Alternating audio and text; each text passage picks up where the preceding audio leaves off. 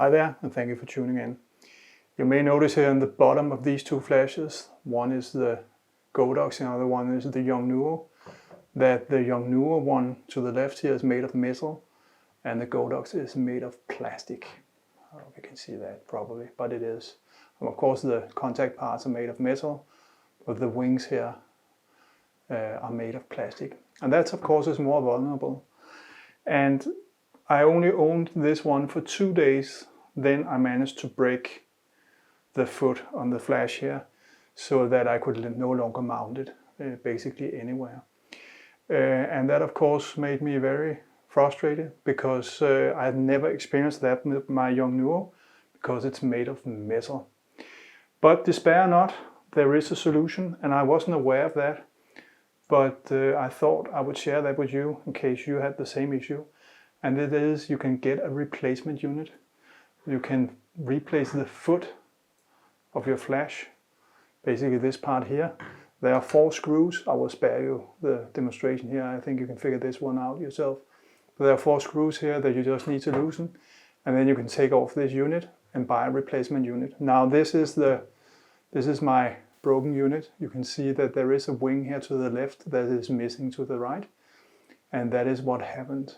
And you can see the replacement unit actually is stronger because it doesn't have, it's like this wing is divided into 2 parts. You can see there's a hole here where the replacement unit is solid all the way. So I think this one is a little bit stronger. But the point is that you can get a replacement unit. So if you think your entire flash is ruined because of that, it's not. I think these are 10, 15 euros, thereabout. Then I got a good question, or someone said to me, I think it was in one of the comments in the former video, that he would prefer that his flash foot broke rather than the hot shoe on his camera. And I fully agree. Of course, I would prefer that to be the case as well, because the camera is much more worth than the flash here. So I guess a good follow-up question is, why would you go from Yongnuo to Godox? Isn't Yongnuo a very good flash? Indeed it is. I have been a happy camper with these Yongnuos for my Nikon setup. That's why it's called YN. It's a Nikon model. But it's very locked towards Nikon, this Yongnuo.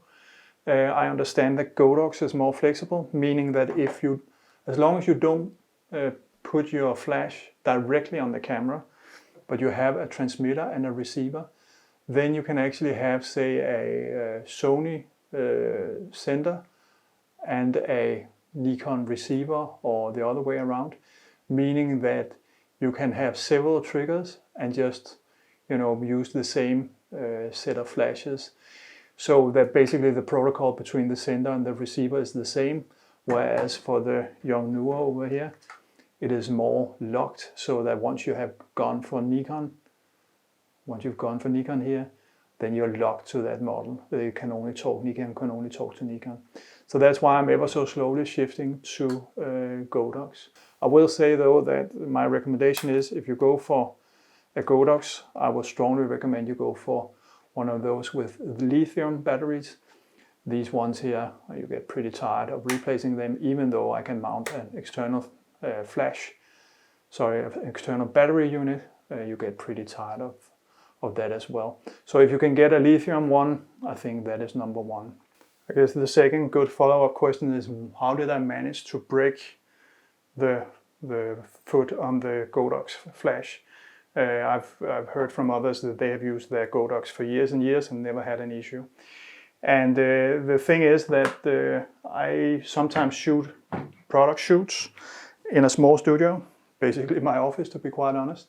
And for that I'm using this, or several of these little things. It's a Manfrotto 244. They come in many configurations. You can get heads and feet here that are in many different setups.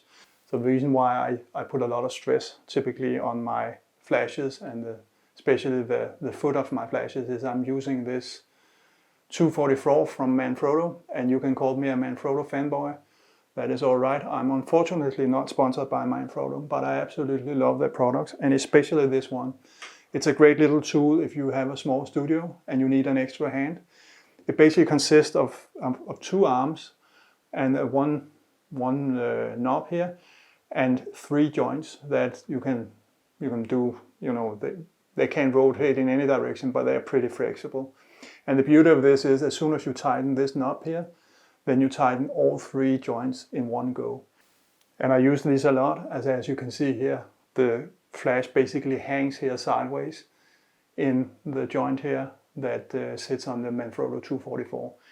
And this of course puts a lot of strain on the flash, but it is also very, very useful if you want the flash to point exactly in a specific direction. If you're doing a product shoot and you want the angle to be very specific, then this arm is really, really great.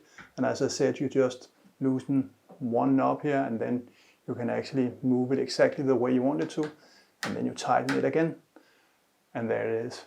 It's ready for the next shoot. I absolutely love these little things. I have 3 of them. But it's just to explain why I put, as you can see here, a lot of stress on the foot of my flash, maybe more than you do if you just have it sitting on top of your camera. Okay, that's it from me. Thank you for watching. As always, happy shooting. Take care. Bye bye.